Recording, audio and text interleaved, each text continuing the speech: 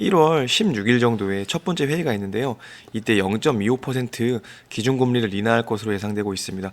따라서 내년 2025년에는 금리적인 측면에서는 지금보다 파란불이 켜졌다고 보시면 되겠습니다. 민주당이 좀 집권할 가능성이 높죠. 그렇게 되면 유력한 대선 후보인 이재명 정부가 들어설 텐데요. 집값을 어디로 갈지 한번 전망을 좀 보겠습니다. 종잣돈을 평균 7.4억을 모아서요. 이게 약 42세, 만으로 친 42세니까 한국 나이로 치면 한 43에서 44세에 네, 안녕하세요. 재테크쌤 달둥파파입니다. 2024년을 마무리하면서 2025년에 대한 부동산 전망을 좀 뉴스 기사로 살펴보는 시간을 갖도록 하겠습니다.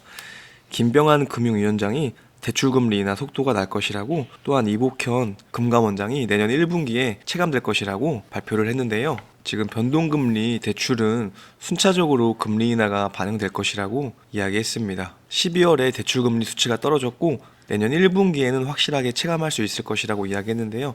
지금 12월 기준으로 기준금리가 3%에 달하죠. 올해는 이제 더 이상 금융정책통합위원회 결정이 없고 내년에 1월 16일 정도에 첫 번째 회의가 있는데요. 이때 0.25% 기준금리를 인하할 것으로 예상되고 있습니다. 그러면 드디어 기준금리가 2% 시대에 도입하게 되겠죠. 이렇게 되면은 지금 시중은행 금리가 3% 후반대에서 4% 초중반대를 이루고 있는데요. 기준금리가 2%로 떨어지면은 아마 시중은행 금리도 3% 중반에서 4% 정도 이 사이에 도달할 것으로 예상되고 있습니다. 따라서 내년 2025년에는 금리적인 측면에서는 지금보다 파란불이 켜졌다고 보시면 되겠습니다. 금리가 인하하면서 기준금리가 낮아지고 시중은행 금리도 낮아질 테니까 부동산 시장에는 아마 가격을 좀 상승시킬 요인으로 보시면 될 것 같고요. 방금 금리 기사와 더불어서 같이 보시면 좋을 것 같아요. 내년에 어떤 정부가 들어설지 모르겠지만 현재 확률적으로는 정권이 교체되고 민주당이 좀 집권할 가능성이 높죠. 그렇게 되면 유력한 대선 후보인 이재명 정부가 들어설 텐데요. 집값을 어디로 갈지 한번 전망을 좀 보겠습니다. 핵심적으로 요약을 하자면 전국 집값은 지금 경제가 어렵기 때문에 떨어집니다.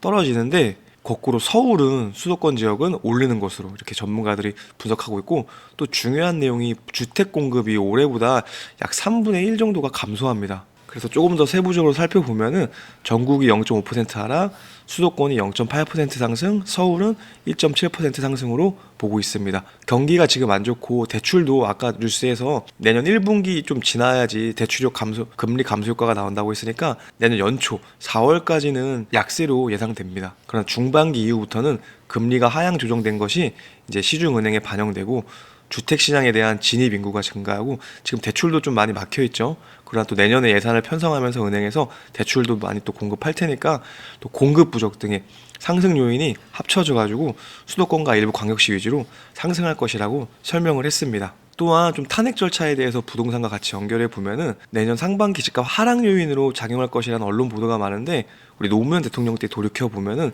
영향이 거의 없었고 박근혜 대통령 때도 한 두세 달 상승폭이 줄어들다가 금방 회복된 것으로 나타났기 때문에 이번에도 역시 그러할 것이다 라고 전문가들은 보고 있었고요. 특히 올해 36만 호였던 아파트 입주 물량이 내년에는 26만 호로 크게 감소하니까 공급 부족 현상이 일어나서 내년 전월세 가격 상승을 견인한다는 그러한 전문가들의 분석이 있었습니다. 전월세 가격이 상승하면은 역시 매매가 상승으로 전이될 가능성이 높겠죠. 그리고 다행인 것은 착공과 분양은 증가할 전망입니다. 착공이 내년에는 30만 호에 달하고요.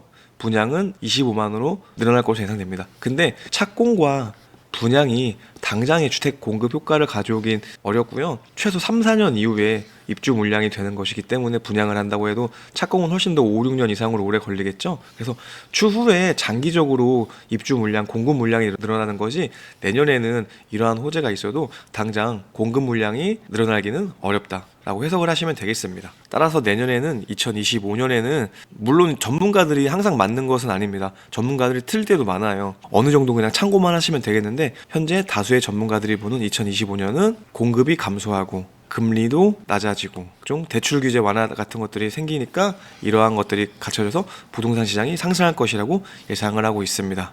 하지만 지금 잊지 마셔야 될 게 경기는 계속 안 좋은 거 알고 계시죠? 경기가 안 좋다는 것은 언제든지 또 실물 자산 같은 것과 부동산 자산들이 꼬꾸라질 수 있다는 것도 해석될 수 있기 때문에 경기가 안 좋다는 것은 항상 또 염두에 두고 있으시면 좋겠습니다. 그리고 또 올해를 마무리하면서 한 가지 뉴스를 더 보여드릴게요. 금융자산이 10억 원 이상 되는 부자가 우리나라에 46만 명입니다. 즉 우리나라 인구가 5천만 명이 넘는다고 했을 때 약 1%에 달하는 부자 인구가 금융자산이 10억 원 이상 소유하고 있다는 뉴스 통계가 나왔습니다. 그래서 부자 자산이 어떻게 배분했는지 보면은 부동산이 절반 이상을 차지하고요. 금융자산이 한 39%로 소유하고 있습니다. 그리고 중요한 게 종잣돈을 평균 7.4억을 모아서요. 이게 약 42세, 만으로 친 42세니까 한국 나이로 치면 한 43에서 44세의 평균 부자들이 7.4억이라는 종잣돈을 모아서 이 부자로 들어서는 길을 갔다는 내용입니다. KB금융지주가 2024 한국부자 보고서에 따르면 금융자산의 10억 원 이상 부자는 모두 46만 1천 명, 전체 인구의 0.9%고요. 아마 이게 거의 1인 가구가 아니라 가족을 이루고 있는 형태가 많기 때문에 곱하기 3이나 4를 해보면요, 한 100만 명에서 130만 명에 달하는데요. 우리나라 인구의 한 3% 정도에 해당한다는 가족이 이렇게 있다고 보시면 되겠습니다. 부자들의 자산 구성을 보면은 주택이 가장 많았고, 유동성으로 금융자산으로 10% 이상 갖고 있었고, 거주용 외주택으로 10%, 빌딩 상가, 예적금, 주식 순으로 자산을 보유하고 있었습니다. 이 부자들이 어떻게 돈을 굴릴지도 우리가 한번 좀 배워야 되는데요. 향후 1년 이내 단기에 고수익이 예상되는 투자로 주식을 가장 많이 지목을 했고요. 금, 보석, 거주용 주택, 거주용 외주택, 빌딩 상가 등을 꼽고 있었습니다. 4, 5년 중장기 투자에서 높은 수익률이 기대되는 투자로는 역시 거주용 주택, 주식, 거주용 외주택, 금, 보석 등이 꼽혔습니다. 자산을 축적한 원천은 사업소득이 가장 많았고요. 그 다음에 부동산 투자, 그리고 종잣돈은 규모는 평균 7억 4천만 원으로 집계됐습니다. 평균을 42세에 모았습니다.